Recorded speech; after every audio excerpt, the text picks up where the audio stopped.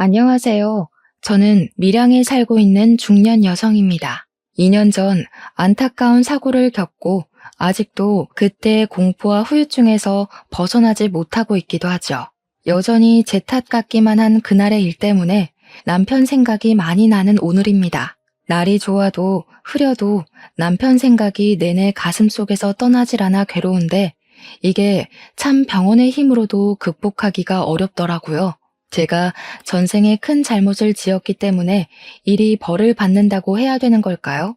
밤만 되면 우는 것도 지치고 새벽 도중 잠에서 깨서 한참을 멍 때리고 있는 시간도 너무 힘이 들어서 사연을 찾게 되었어요. 그래도 이곳에는 저만큼이나 힘든 경험을 한 사람들이 수두룩하더라고요. 다들 위로받아 가시길래 저도 한번 글을 남겨봅니다. 저는 저랑 남편 그리고 아들까지 해서 셋이서 살고 있었어요. 그리 유복한 집이 아니었지만 유복한 집 못지않게 아주 행복하게 살았습니다. 특히 제 남편은 남편으로서 또는 아빠로서 늘 진심을 다하는 사람이었어요. 집안의 가장이 똑바른 사람이었기에 우리 집은 큰 갈등 없는 가정이었습니다. 아들도 올곧게 커주었죠. 해주는 것도 없는데 어쩜 그리 바라는 것마저 없는 건지 처음에는 아들이 다른 아이들과 달리 어릴 적부터 딱히 욕심이 없길래 걱정을 많이 했습니다. 그런데 아들이 철이 빨리 들었던 것 뿐이더라고요. 애들이 철이 빨리 드는 건 안 좋다고 말씀들 하시는데 그런 걱정과 달리 저희 아들은 당시 사춘기가 왔는데도 일탈을 해본 적이 없네요. 저는 당시만 해도 시집을 무척 잘 갔다고 생각했어요.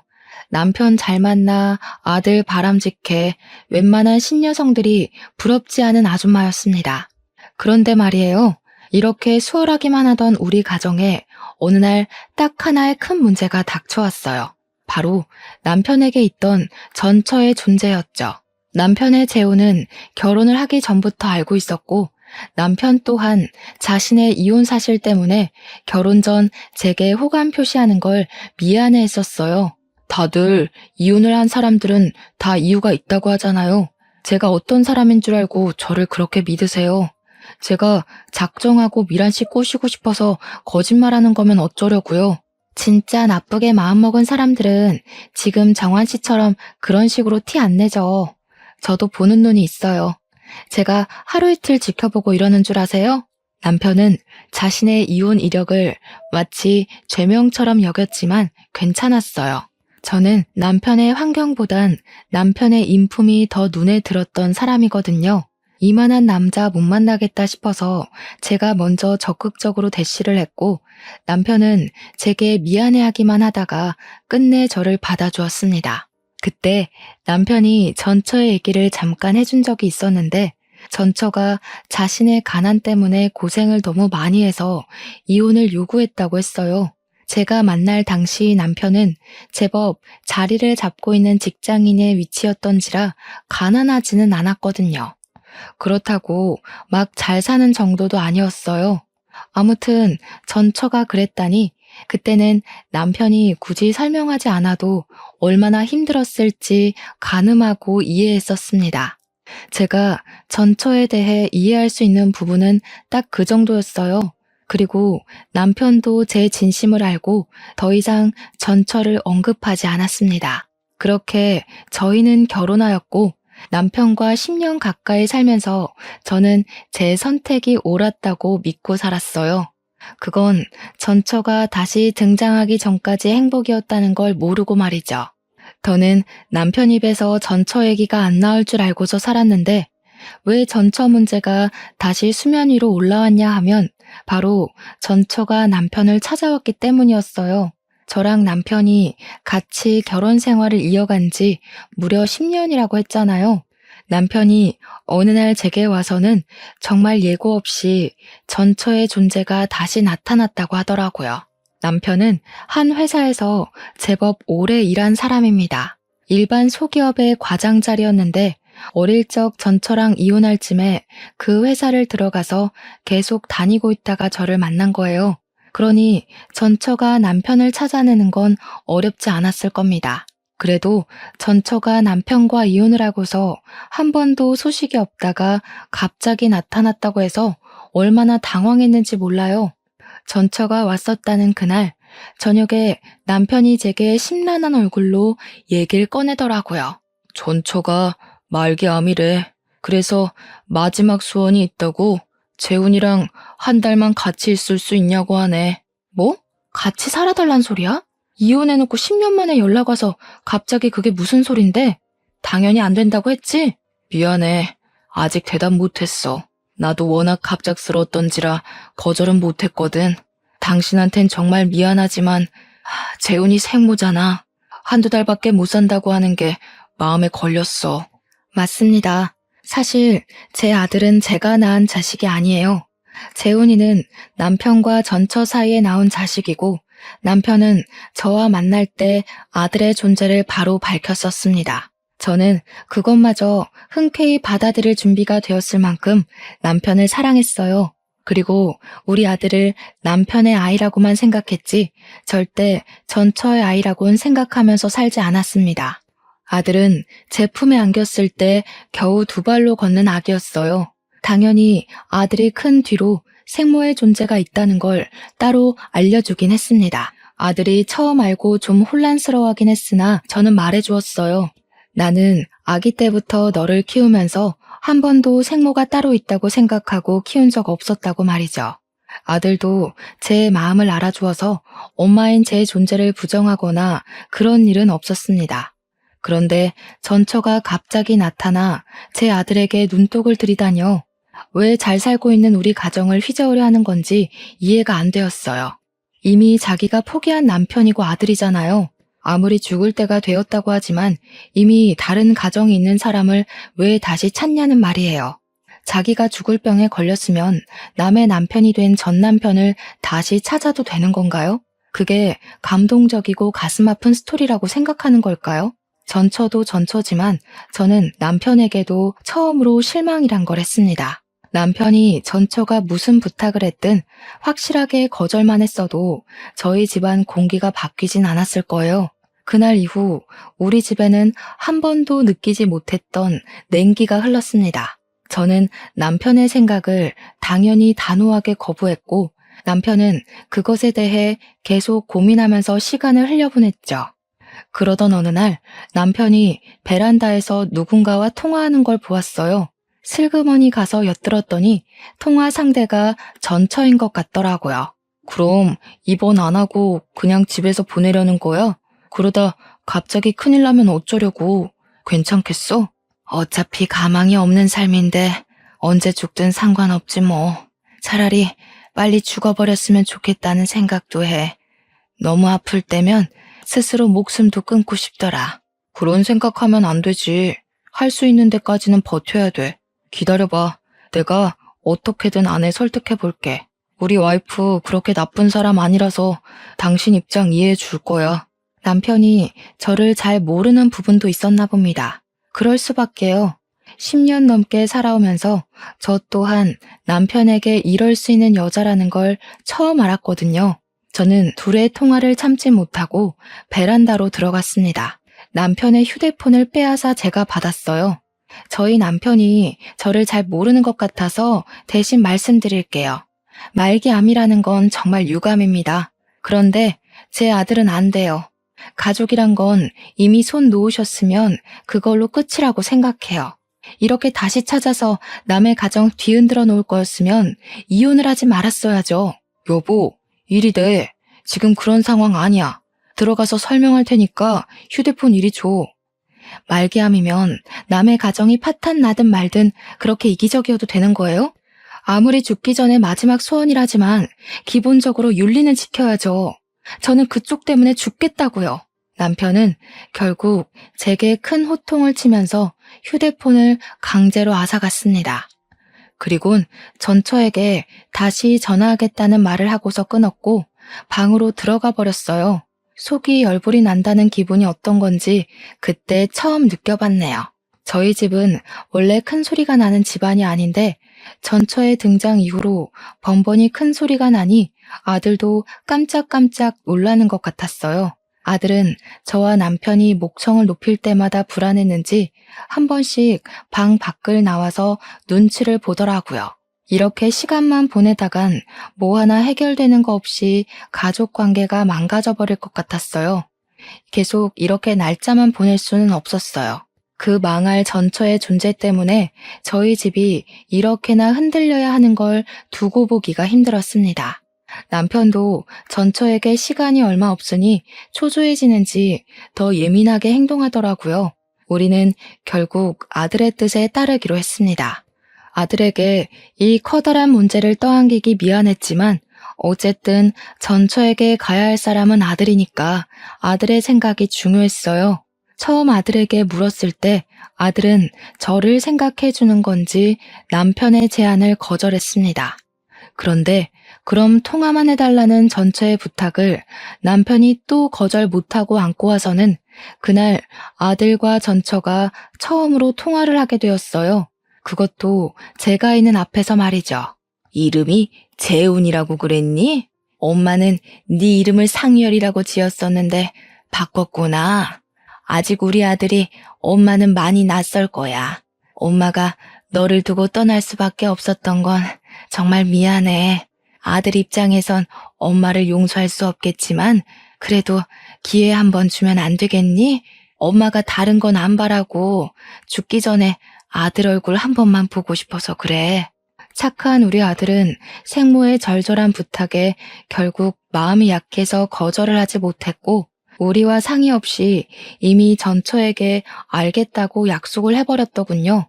생모는 남편처럼 재혼도 안 하고 혼자 계속 살았고 변변한 직장도 없이 기초 수급자로 계속 지내온 듯 했습니다. 저희 아들에게 그런 점을 더 어필했어요. 다른 건 모르겠고 자꾸 제 아들에게 엄마 거리는 게 무척 거슬리더군요. 그래서 또 한 번 휴대폰을 빼앗아 전처에게 따지고 싶었지만 아들의 선택이니 참을 수밖에 없었습니다. 아들은 통화를 끊고 나서 제게 미안하다고 눈물을 보였어요. 가슴이 아팠습니다. 이게 어디 아들 잘못인가요? 전처에게 정을 떼지 못하고 있었던 남편의 어리석은 판단 때문이지. 결국 저는 저 나름대로 속이 미어 터졌지만 우리 아들을 전처 품에 한 달 동안 보내주기로 결정을 내렸습니다. 남편이 아들을 싣고 전처에게 데려다 주려는 첫날 제가 얼마나 많이 울었는지 모릅니다. 마치 남편과 아들을 빼앗기는 기분을 느꼈거든요. 그렇게 아들 없이 한 달을 살아야 했던 기간 동안에 제 세상은 거의 9천이나 다름없었어요. 하루가 1년처럼 길기만 했습니다. 제가 시름시름 앓으며 점차 기운을 잃어가니 남편이 제 걱정이 되긴 했나 보더라고요. 매일 아들을 찾아가서는 저한테 아들 사진 보여주고 잘 있다고 계속 안심시켜 주었습니다. 남편은 일부러 저를 위해 전처가 걸려있는 사진은 보여주지 않으려고 했었어요. 하지만 제 머리엔 남편과 전처와 아들이 함께 있는 모습이 자꾸 그려졌고 분명 다 내 가족들인데 제가 마치 불청객이 된 것 같은 느낌을 계속 받았습니다.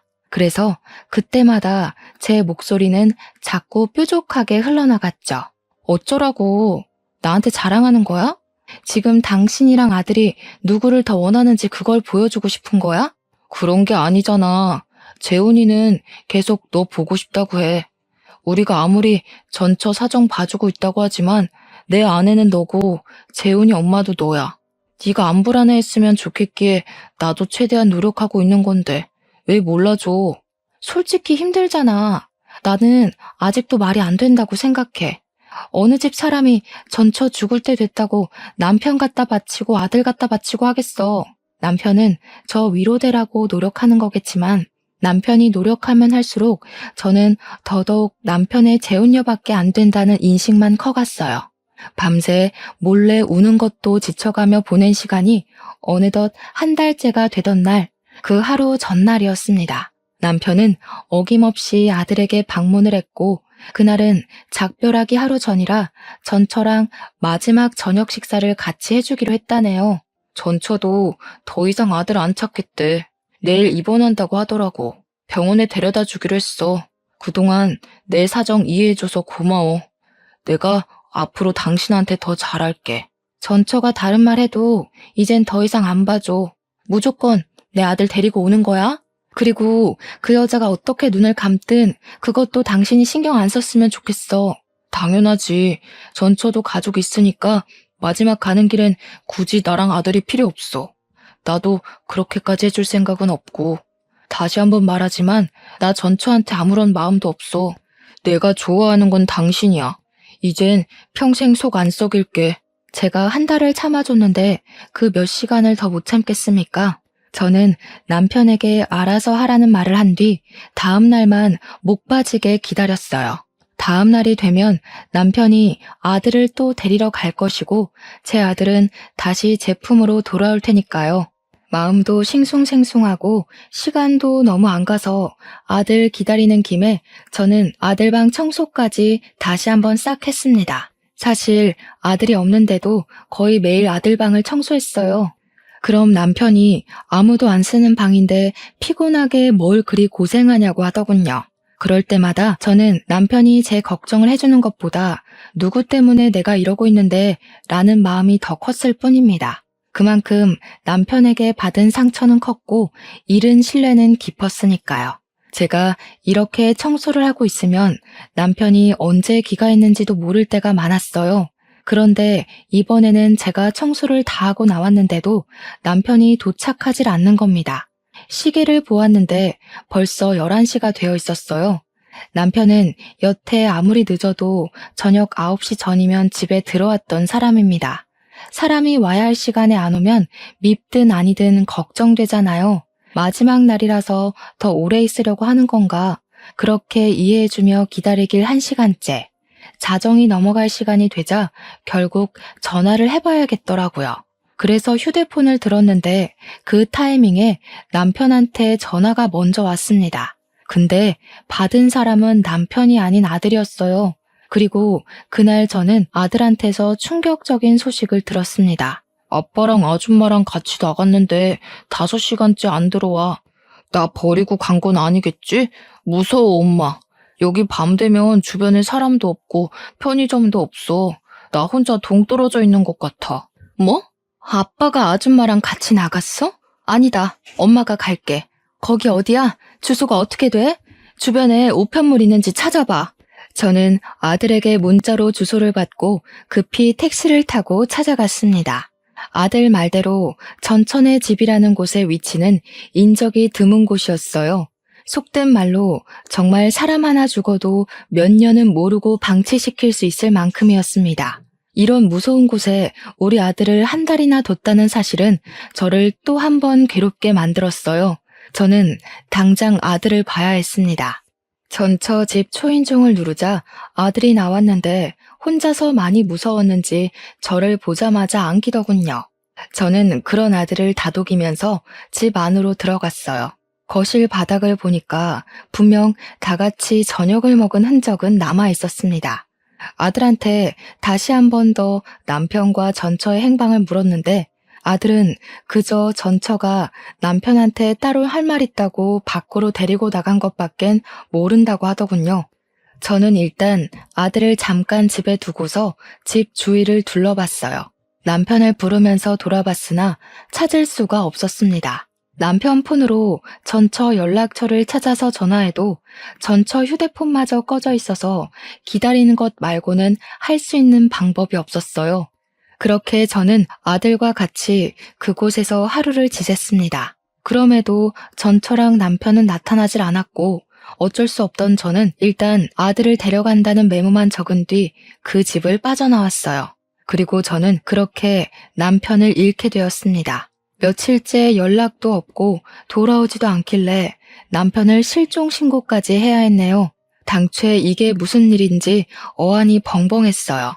남편이 이렇게 사라진 것이 혹시 그 말기암 전처에게 마음이 흔들렸기 때문일까 그런 생각도 했습니다. 설마 둘이서 외국 병원으로 가버린 건가 싶기도 했고요. 하지만 그 생각들은 전처가 말기암이라는 전제가 있는 한 발생할 확률이 희박한 결론들이었어요. 곧 죽을 사람이 어떻게 도망을 친단 말입니까? 그만한 체력이 안 되잖아요. 그러나 만에 하나 정말로 둘이 다시 눈이 맞아서 달아난 거라면 믿고 싶지 않았지만 자꾸 생각나는 결론이 그런 쪽밖에 없었어요. 저는 그날 이후 밥도 제대로 못 먹었고 매일 아들만 붙잡고서 눈물을 흘렸습니다. 그렇게 한 달이 다 되어가도 남편이 나타나질 않자 저는 그제야 남편이 우릴 버렸다고 인정했어요. 하지만 이해는 안 되었습니다. 제가 아는 남편은 절대 여자 때문에 가정을 버릴 남편이 아니니까요. 어느 정도 시간이 흐른 뒤에는 남편 실종 사정도 제게 무척 중요한 일이지만 그보다 당장 눈앞의 경제 생활이 더 문제가 되었어요. 그래서 저는 일단 심란한 마음을 억누르고 직장을 찾아야 했습니다. 그렇게 그날도 마찬가지로 아르바이트 면접을 보고 돌아오던 날이었어요. 통장에 얼마 있는지 잔액을 확인한다고 잠깐 은행을 들렸는데 그곳에서 뜻밖의 인물을 만나게 되었는데요. 바로 남편의 전처였어요. 창구에 일을 보러 온 것 같더라고요. 옆에는 모르는 남자까지 끼고 있었습니다. 그런데 여기서 제가 혼란스러웠던 건 분명 전처는 말기암이라고 했는데 그날 제가 본 모습은 다 죽어가는 저보다 건강해 보였고 사이좋게 손잡고 있는 아저씨랑도 마주보고 잘만 웃고 있었어요. 누가 저런 사람을 보고 말기암이라고 할까 싶을 정도의 멀쩡한 몸뚱어리였습니다. 이미 남편이 말했던 전처의 시한부 기한은 지난 상태였어요. 남편 말대로라면 전처는 이미 이 세상 사람이 아니어야 했다고요. 그런데 왜 살아있는 거지? 너무 혼란스러우면서도 전처랑 같이 있어야 할 제 남편의 존재가 궁금했습니다.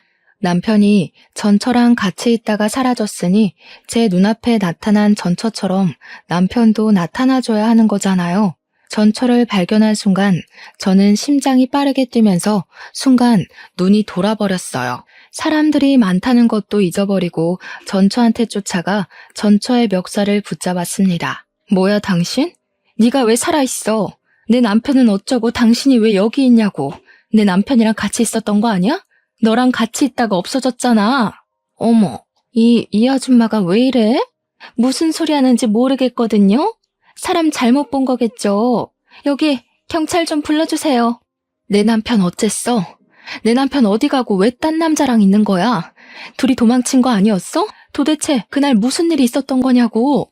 당황한 전처는 자기 딴에 머리 좀 굴리다가 저를 정신 나간 사람 취급하는 걸로 방향을 틀었습니다. 그때 옆에서 전처 애인인지 뭔지 저를 떼어내고 패대기 쳤고 쌍욕을 하면서 전처를 데리고 나가버렸어요.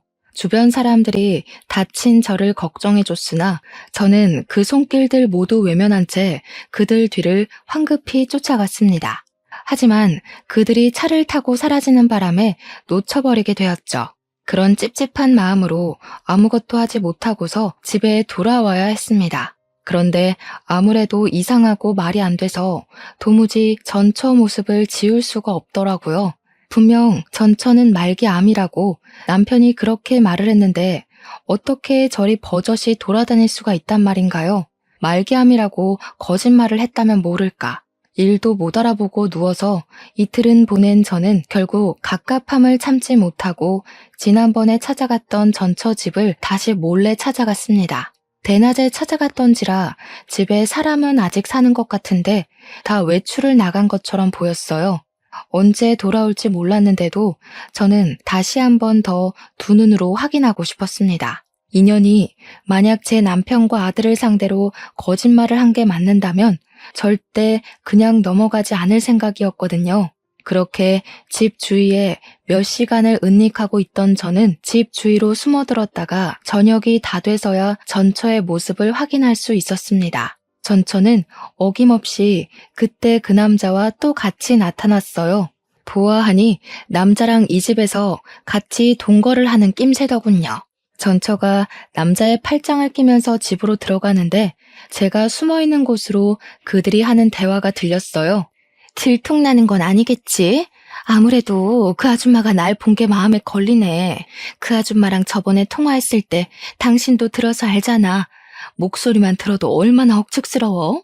보험 심사만 통과하면 바로 여기 뜰 거라서 겁낼 필요 없어. 그 아줌마는 그냥 평생 제 남편 실종된 줄 알고 살 거야. 남편 없으면 아무것도 못하는 여자가 무슨 능력으로 알아내겠어? 우리는 그냥 입 다물고 호의호식하며 살면 돼. 저들이 무슨 대화를 하는 건지 구체적으로는 모르겠지만 일단 우리 남편한테 무슨 짓을 한 건 분명하단 확신이 들었어요. 남편이 실종된 걸로 알게 만들었다는 건 자기네들이 남편에게 무슨 짓을 했다는 거 아니겠습니까? 저는 울음을 참으면서 그들을 동영상으로 촬영했고 그날 바로 경찰서로 달려갔습니다. 얼마나 다리가 후들거렸는지 몰라요. 경찰서에 가서도 어디서부터 어떻게 말을 시작해야 할지 몰라서 그저 생각나는 대로 중구난방 얘기를 꺼냈어요. 제 남편이 실종 신고된 사람인데 이 사람들이 아무래도 무슨 짓 한 것 같다고 동영상을 보여줬고 여자가 내 남편의 전처라는 사실과 내 남편이 이 여자랑 있다가 실종된 거라고도 모두 얘기를 해주었습니다. 무엇보다 이 여자가 말기암이라고 했는데 멀쩡하게 돌아다니는 것 또한 빠짐없이 전달했죠. 경찰은 처음엔 제 얘기를 별일 아닌 실종 사건이라 생각하는 듯 했죠. 그럼에도 민중의 지팡이이기 때문에 제가 뭐라고 하는지 경청은 하고 있었고 갈수록 상세해지는 제 진술을 곰곰이 생각하는 태도까지 보여주었습니다. 경찰 또한 뭔가 수상하긴 하다는 걸 느낀 것 같았어요. 특히 제가 보여준 동영상에서 전처랑 남자가 하는 대화를 듣고서 심각한 표정을 지었거든요. 다행히 경찰은 제 증거를 토대로 수사를 시작해 주었어요. 경찰에게 연락이 올 때까지 저는 아들에게조차 신경을 쓸 수가 없었습니다. 그저 제발 제 남편이 어딘가에서 무사히 살아있어만 주길 바라고 기도하기만 했어요. 그리고 며칠 뒤 제겐 또 하나의 충격 소식이 들려왔습니다. 전처 때문에 제 머릿속이 폭풍처럼 휘몰아치던 중 5일 뒤에 경찰한테 전화가 왔는데요. 경찰이 제 남편 이름을 묻더니 배우자 되는 사람이 맞냐고 묻더라고요.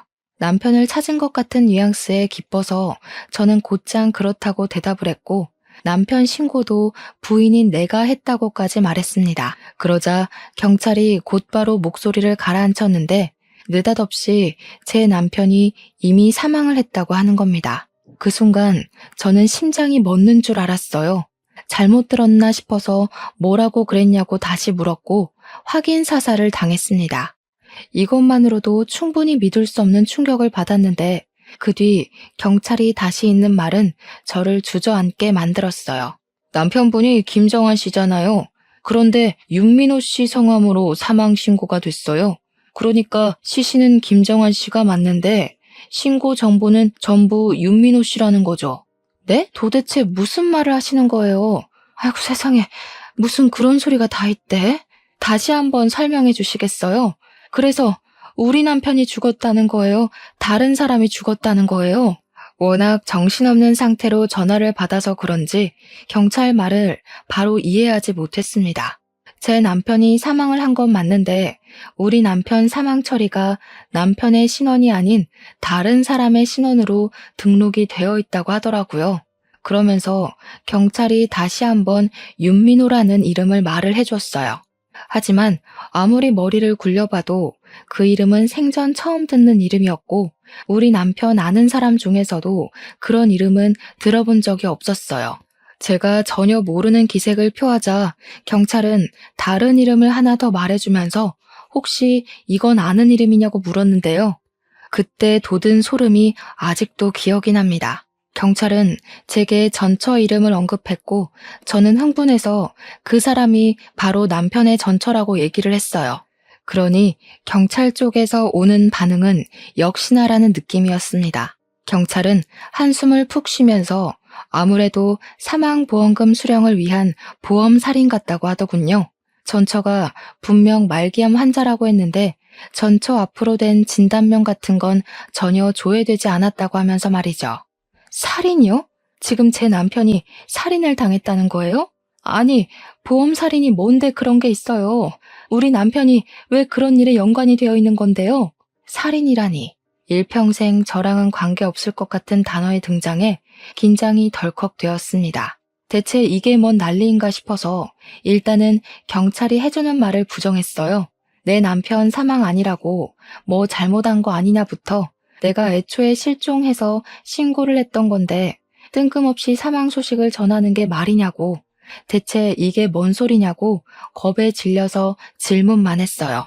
하지만 경찰한테서는 제가 듣고 싶은 대답을 들을 순 없었고 오히려 반복적인 답과 더욱 깊은 내막만 알게 되었습니다. 전처는 저희 남편과 이혼을 하고 재혼을 했다고 했어요. 자기 재혼남이랑 짜고 재혼남에게 든 사망보험금을 타기 위해 의도적으로 제 남편에게 접근을 했던 거랍니다. 제 남편이 복숭아 알레르기가 있는데 그걸 알고 있던 전처가 술에다 복숭아즙을 타서 남편을 호흡곤란으로 죽음에 이르게 했고 죽은 제 남편을 재혼남으로 위장시켜 재혼남의 사망보험금을 타려고 했던 것이래요.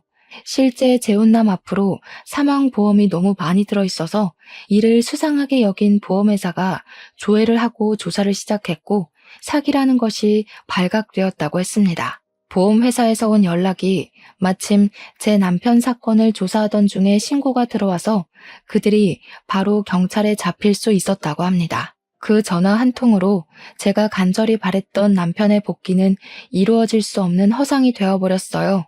전화를 끊고 나서 저는 또 울음을 터뜨려 버렸습니다. 남편의 부고 소식은 저의 모든 걸 무너뜨렸지만 일단은 경찰서로 가야만 했어요. 그곳에서 저는 다시 전처를 보게 되었습니다. 그리고 전처와 같이 그 옆을 지키고 있는 사람은 다름 아닌 그때 그 은행에서 마주쳤던 아저씨였어요. 저들이 제 남편을 보험 타먹으려고 죽게 만들었다는 거잖아요. 경찰에게 듣기만 했을 때보다 직접 눈앞에서 그 욕망에 찌든 모습을 보니 제 분노는 이루 말할 수 없이 솟구쳤고 저는 아랑곳 없이 다짜고짜 달려가 전처 등짝을 패기 시작했어요. 당신들이 사람이야? 어떻게 내 남편을 그런 식으로 이용을 해? 한때 가족이었던 사람한테 어떻게 그럴 수가 있냐고. 내 남편은 네가 죽는다고 했을 때 아들 생모라고 안쓰러워하기까지 했는데 어떻게 그런 착한 사람한테 정신 나간 짓을 할 수가 있어? 전처는 제게 두들겨 맞는 것에 짜증내면서도 자기 재혼남한테 성질을 부렸습니다. 내가 이 아줌마 찝찝하다고 했지? 진작에 이 아줌마까지 손봤으면 걸리는 일 없었을 거 아니야. 대담한 짓까지 해놓고 왜 이런 실수를 대비 안 해? 네 탓이라고? 집 주소 들킨 게 누군데? 애초에 너네 집 노출 안 시키고 어디 다른 데로 애 불렀으면 이런 일까지 안 왔겠지. 둘은 서로 반성할 기미는 안 보이고 서로 제 남편 죽인 걸 등한시하고 있었습니다. 제 남편의 죽음이 이런 골빈 사람들 때문에 더더욱 가벼워지는 게 너무 싫었어요. 저는 오열을 하면서 바로 전처의 머리채를 잡고 흔들었습니다. 차라리 말기암 걸려서 죽어버리는 게 나았다고, 왜 살아서 나한테 이런 끔찍한 경험을 안겨주냐고 원망하였어요. 나 때는 그놈 쥐뿔도 없었다고. 전부인한테 이 정도는 해줄 수 있는 거잖아. 그놈 가난뱅이일 때 고생한 건 나야. 뒤치다거리 내가 다 해줘서 취직시켰던 거라고. 고생이란 고생은 내가 다 했는데 정작 보상을 당신이 받는 건 억울하지. 아무리 그래도 그렇지 어떻게 사람을 죽일 생각을 해? 네가 뭐라고 짓거리든 짐승만도 못한 짓 벌인 건 사실이야. 착한 사람 이용해서 죽여놓고 뻔뻔하게 변명하고 싶어? 남편이 날 버린 줄 알고 얼마나 원망했었는데 니까짓게 이런 짓을 벌인 줄도 모르고 나는 남편이 가는 순간에도 남편 욕만 했었다고. 우리가 뭘 잘못했다고 이런 지옥을 떠넘겨? 그런 남자 골라서 결혼한 건 그쪽 선택이잖아. 그쪽이 잘못 선택해서 이 꼴난 걸 왜 나한테 따져? 내 전남편 재혼녀가 그쪽 아니었어도 전남편은 이렇게 될 운명이었어. 당신이 거길 기어들어온 거잖아. 솔직히 당신도 돈 못 받을까봐 이렇게 난동 부리는 거 아니야? 남편이 전처의 처지를 얼마나 잘 이해해줬는데 어떻게 이런 저급한 발언을 할 수가 있는 건지, 이런 괴물 같은 사람이 같은 땅을 밟고 살아가고 있다는 게 믿기지가 않았어요. 저는 참지 못하고 전처의 뺨을 후려쳤습니다. 전처 재혼남은 전처랑 다퉈서 전처한테 기분이라도 상했나 보더라고요. 제가 전처의 뺨을 때리든 말든 신경 안 쓰는 거 있죠? 이 괴물 같은 년아. 너 같은 잡종들은 절대 깜빵에서 나오면 안 돼. 평생 깜빵에서 썩을 준비나 해야 될 거야. 감히 착한 내 남편을 죽이고 다시 바깥 놔둘 수 있을 것 같아? 네가 기어 나오면 내가 또 쳐넣을 거니까 평생 네가 뭘 잘못했는지 뼈저리게 느껴보라고. 제 남편은 정말 좋은 마음으로 전처의 마지막 길을 배웅해 주려고 했던 건데 왜 죽어서 돌아와야 했을까요? 생각할수록 너무 화가 났고 전처랑 재혼남에게서 반성의 기미가 안 보여 더 괴로웠습니다. 고작 돈 때문에 제 남편을 죽게 만든 전처를 용서할 수 없었던 저는 제 선에서 가능한 재산을 털어 유능한 변호사를 선임했고 저 둘이 최대한 많은 형량을 받을 수 있도록 물심양면 알아봤어요. 남편의 마지막 가는 길 배웅도 못 해줬는데 남편의 억울함이라도 풀어주고 싶었거든요. 저는 이걸 저만 알도록 그대로 묻히지 않고 남편 잃은 억울함을 각종 뉴스에 제보했습니다. 보험 사기와 관련해 인터뷰까지 자처해서 진행했어요. 전처를 만나고 온 남편이 실종되어 결국 사망한 사건으로 많은 매스컴의 관심을 받게 되었죠. 방송국에서 그토록 많은 러브콜을 주어서 정신없는 시간을 좀 많이 보냈어요. 전처와 재혼남의 얼굴은 까발려지지 않았지만 신상은 이미 다 공개가 되었고 그들은 기사를 접한 온 국민에게 질타의 대상이 되었습니다. 그렇게 산만한 시간을 보낸 뒤 저는 제 남편의 사망 신고도 남편 이름으로 다시 정정 신고를 했어요. 다른 사람 이름이 적힌 유골함도 남편의 이름을 찾아주어 제가 아는 납골 땅으로 이적해 안치해 두었습니다. 우리 불쌍한 남편, 가족들이랑 인사도 못하고 제 명이 아닌 시기에 운명을 달리하여 얼마나 한이 맺혀 있겠습니까? 장례식도 제 손으로 치러주지 못했는데 어떻게 착하게만 살았던 사람에게 이리도 불행하게 생을 마감시키는 건지 하늘이 원망스러웠어요. 이렇게 제게서 남편을 앗아간 그 썩을 놈들을 고소했는데도 제 마음은 구멍이 뚫린 것 마냥 허하기만 했습니다. 아무래도 제가 뭘 하든 남편은 영영 돌아올 수 없는 곳으로 가버렸다는 사실을 받아들이기 싫었기 때문이겠죠.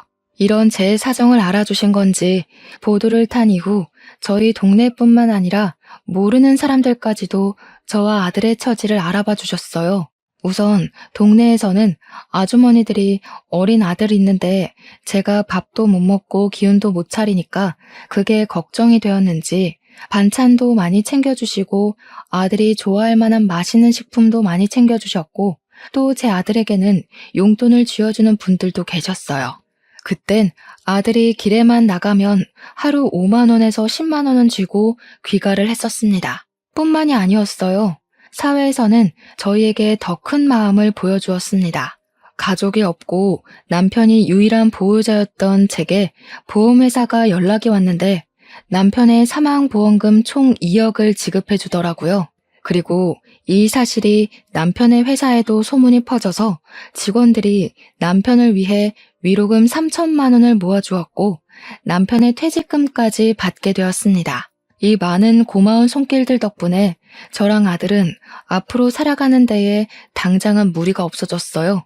남편이 좋은 사람이 맞다는 게 이렇게 또 증명이 되니 감사하면서도 제 마음이 울적하더라고요.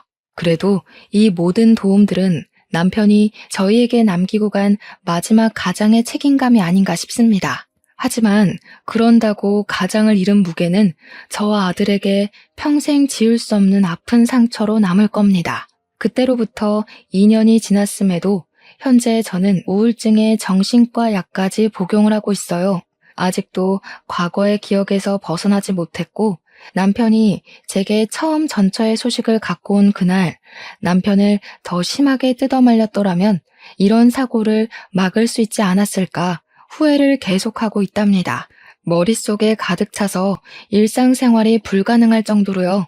근데 그게 우리 아들한테도 영향을 끼쳤나 봅니다. 아들은 한참 친구들이랑 뛰어놀 나이인데도 학교 마치면 늘 바로 귀가를 해서 제 곁에 있어줘요. 저를 억지로 일으키고 맛있는 거 먹고 싶다고 조르고 가끔씩 산책도 데려나가 줍니다. 아빠도 없는데 엄마까지 이르면 자기는 정말 살 수가 없다고 하는 아들의 말을 들을 때면 저도 잠시 정신이 번쩍 들긴 해요. 제가 차마 아들한테는 아빠가 그렇게 돌아가셨다는 말은 못 해줬고 사고로 눈을 감았다고만 알렸거든요. 그러니 아들이 아빠가 돌아가신 건 제 잘못이 아니라고 더 기운을 북돋아 주는 거 있죠. 그런데 아들도 한편으로는 아빠의 죽음이 자기 때문이라고 말할 때가 있는데요.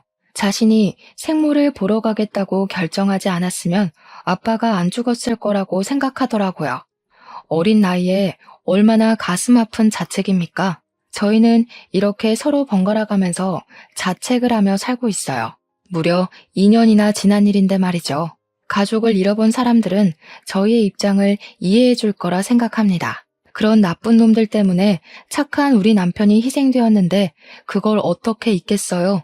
어떻게 보내주겠습니까? 생각은 깊어지고 그럴수록 후회는 늘어가니 잠을 자기가 힘들어 수면제 없이는 밤을 보낼 수가 없을 지경까지 이르러 버렸네요.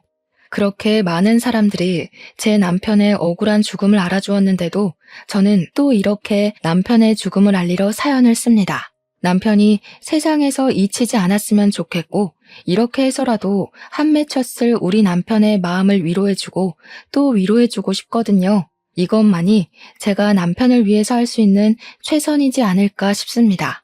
라디오의 목소리가 청취자분들에게 닿는 것처럼 저희 남편에게도 닿았으면 좋겠다는 마음으로 몇 마디 좀 올리고 싶어요. 한 번도 제 꿈에 찾아오지 않은 남편에게 내가 잘못했으니 제발 꿈에만 나타나 달라고 얼굴 한번 보고 제대로 작별 인사하자고 말하고 싶습니다. 남편에게 화를 냈던 모든 순간이 후회가 되지만 제 마음속 뿌리 깊게 박혀있는 후회는 다름 아닌 남편과의 마지막 통화인데요. 남편이 다음날 집에 돌아오면 앞으로 저 아들에게 잘하겠다는 그 말을 서운한 마음에 진심으로 받아주지 못했던 게 괴로울 정도로 마음에 걸려 있어요. 그게 남편과의 마지막인 줄 알았더라면 조금이라도 따뜻한 말 한마디 더 해줄 걸. 왜 내 그릇은 그리도 작아서 남편 가슴에 대못을 박았는지 남편에게 미안하다고 말해주고 싶고 죽을 때까지 당신의 존재를 잊지 않고 마음에 품고 살겠다고 혹시나 만나게 된다면 그렇게 용서를 빌고 싶습니다. 이 모든 삶이 그냥 긴 꿈이거나 누군가의 소설이면 얼마나 좋을까요? 세상에 신이 있다면 제가 죽기 직전 한 번이라도 제게 남편과 작별 인사를 제대로 할 시간을 주겠죠. 그날을 손꼽아 기다리면서 아들과 함께 이 고된 시간을 버티고 버티며 살아가도록 하겠습니다. 제 남편 이야기 들어주셔서 감사해요. 들어주신 청취자분들이 계셔서 오늘도 제 남편은 억울함을 해소했을 것 같습니다. 여러분들은 당장의 서운함 때문에 가족들을 등지지 마시고 조금 더 따뜻한 마음으로 보듬어주는 사람이 되시길 바랍니다. 제 사연을 보시고 위로의 한마디 부탁드릴게요. 고맙습니다.